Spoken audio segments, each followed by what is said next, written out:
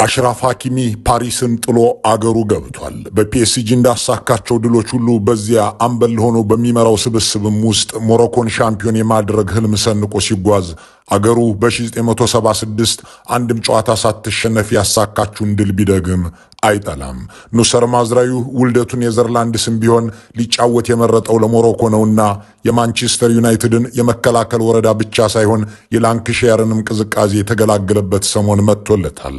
ብራሂም ዲያዝ ከማድሪድ ወደ ራባት የተሻገረው በካታሩ የዓለም ዋንጫ ከዓለም ሶስተኛ በመውጣት ዓለምን ያስደመመውን ቡድን በነገስታቱ አገር ሞሮኮ የአፍሪካ እግር ኳስን ዘውድ ለመድፋት ነው። ብሪያን ሚምቤሞም እንዲሁ ነው።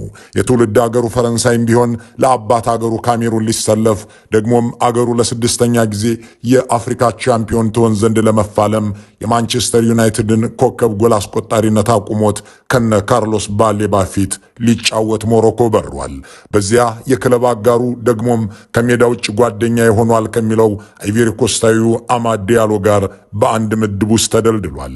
ኮትዲቯር ከአማድ ቀጫጭን እግሮች ስር ጎልና ድልን ትናፍቃለች። መሐመድ ሳላህሞ ሊቨርፑልን ብቻ ሳይሆን ከአርነስሎት ጋር የገባበትን ሰሞነኛ ውዝግብም የሚረሳበት ጨዋታ በአፍሪካ ምድር ተጀምሯልና ከነ ኦማር ማርሙሽ ጋር ለተከታታይ 3 ዓመታት የአህጉሩን ዋንጫ ያነሳውን እንደገናም እስካሁን 7 ጊዜ ውድድሩን በማሸነፍ ቀዳሚ የሆነውን የፈርዖኖቹን ቡድን ይዞ ሞሮኮ ሄዷል። የዓለም ዋንጫን ተሳትፎ በጥንቆላ ምክንያት አጣን የሚሉት እነ ቪክተር ኦስሚሄን ናይጄሪያን ይወክላሉ።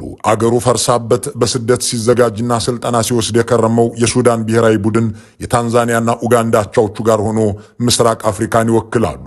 ሁሉም የሰሜን አፍሪካ አረቦች እዚህ አሉ።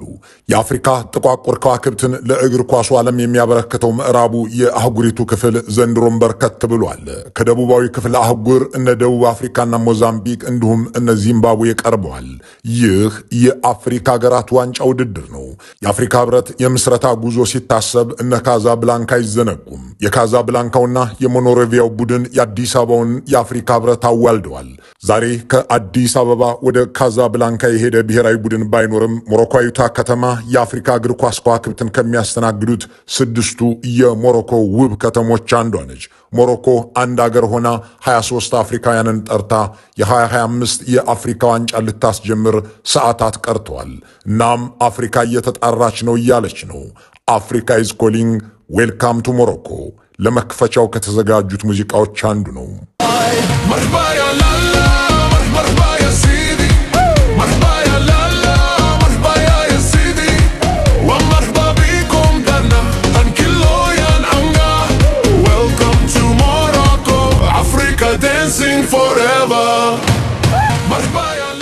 እነ መንግስቱ ወርቁ ታሪክ የተዉበትን እነ አቢዲ ፔሌ የጨፈሩበትን እነ ሮጀር ሚላን የደነሱበትን እነ ዲዴር ድሮግባ የደመቁበትን እነ ሳሙኤል ኢቶ ያበሩበትን እረኛው ኢስማል ሃዳሪ በቀጥታ ምት ጎል ያስቆጠረበትን ደግሞም ለተተኪ ትውልድ ያስረከቡትን ከሰዓታት በኋላ የሚጀምረውን የአፍሪካ ዋንጫ ጨዋታ መዳሰስ የዚህ ፕሮግራም ዋና አጀንዳ አይደለም። ይህንን የአፍሪካ ሀገራትን የእግር ኳስ ውድድር ምክንያት በማድረግ የመሪዎችን ባህሪ ከስፖርት አንጻር እንመለከታለን።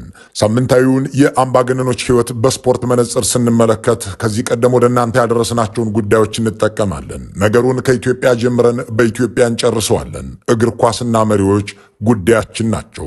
ጨካኝ ገዢዎች ነፍሳቸውን የሚያስደስቱት የሰው ነፍስ በመቅጠፍና የሰው አካል በማጉደል ህዝብ በማስራብና አገር በማድሄት ብቻ አይደለም። አብዛኞቹ አምባገነኖች ከሚያመሳስሏቸው ባህሪያት አንዱ ለስፖርት ያላቸው ፍቅር ነው። እነዚሁ መሪዎች በተለይም እግር ኳስን አብዝተው ይወዱታል። ከተወዳጅ የአውሮፓ ክለቦች ጀምሮ እስከ አገራቸው ቡድኖች ድረስ የሚደግፏቸው ክለቦች አሏቸው። በልጅነታቸውም እግር ኳስ መጫወት የሚወዱ አምባገነኖች ጥቂት አይደሉም። መንግስትም ሲሆኑ የሚደግፉት ክለብ ዋንጫ እንዲያነሳ ብለው ተጋጣሚውን ያስገደዱ የተፋላሚያቸውን ቡድን ደጋፊዎችና ተጫዋቾች በወታደርና በክለባቸው አባላት ያስደበደቡ አሉ። በስልጣን ዘመናቸው ማሊያ ጥልቀው ኳስም ሆነ ቴኒስ ሲጫወቱ የታዩ መሪዎችም አሉ። እንዳም ሆኖ ሲሸነፉ አልታዩም። ጎል ሲያስቆጥሩ ተጋጣሚያቸውን በብዙ የግብ ልዩነት ሲያሸንፉ መመልከት ግን ግዴታ ነው። ከመንግስት ጋር ገጥሞ ማሸነፍ አይቻልም የሚል ስሜት እንዲፈጥርም ጎሎችን እንዲያገቡ ነጥቦችን እንዲያስቆጥሩ መልቀቅ የተጋጣሚዎች ግዴታ ነው። በእርግጥ አምባገነኖች ስፖርትን የጥፋታቸውና የጭቆናቸው ኮስሞቲክስ አድርገው ይጠቀሙበታል። የስነ ልቦና ባለሙያዎች በአንድ ዋገኒዝም ይሉታል። መሪዎቻችን እንደኛ ስሜት አላቸው። እግር ኳስ የሚያዩ ጎል ሲገባ የሚደሰቱ ሲሳትም የሚበሳጩ ናቸው፣ ለህዝብም የቀረቡ ናቸው ለመባል ሲሉ እንዲህ ባሉ ሁኔታዎች ላይ መገኘት ይፈልጋሉ። በዚህ ጥንቅር የትኛው አምባገነን የትኛውን ክለብ ይደግፋል? የትኛውስ መሪ አገሩ ዋንጫ ስታነሳ ምን አደረገ? ከኮሎኔል መንግስቱ ኃይለማርያም እስከ ሮበርት ሙጋቤ፣ ከሙአመር ጋዳፊ እስከ አዶልፍ ሂትለር፣ ከአብይ አህመድ እስከ ቻውሼስኩና ሌሎችም መሪዎች በየትኛው የእግር ኳስ ቡድን ይደሰታሉ? እንዴት ባለ ሁኔታ አለፍ አለፍ እያልን እንቃኛቸው።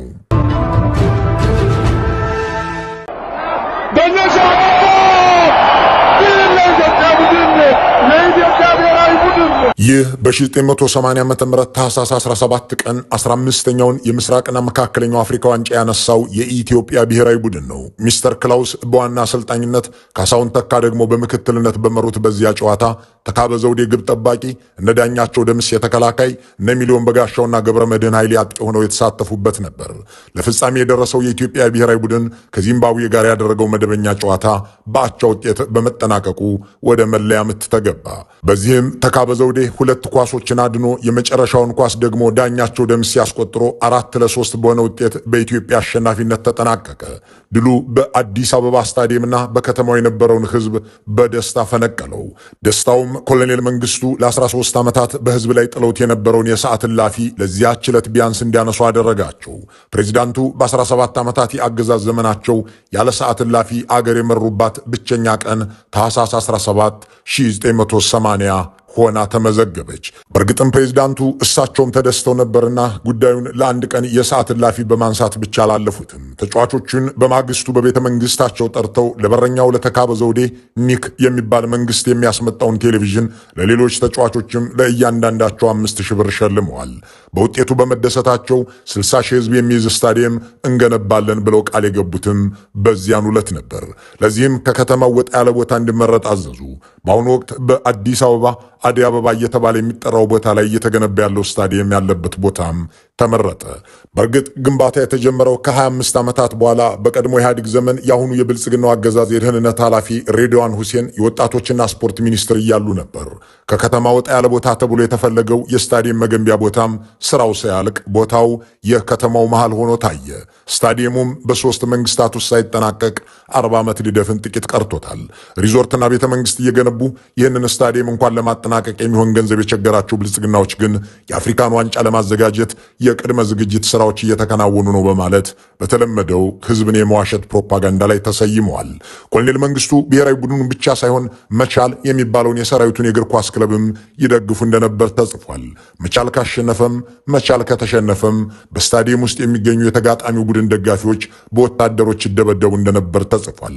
የመቻል ደጋፊዎች በአብዛኛው ወታደሮች የነበሩ ሲሆን ከጨዋታው በኋላ ከተሸነፉ በብስጭት ካሸነፉም በደስታ በስታዲየም የተገኘውን ሁሉ ይደበድቡ እንደነበር ባለ ትዝታዎቹ ይናገራሉ። ዛሬ ይህንን መቻል የሚባልን ቡድን የደርግ ወታደር የነበሩት እነ ፊልድ ማርሻል ብርሃኑ ጁላ መልሰው እያቋቋሙት እንደሆነ ሲናገሩ ተደምጠዋል።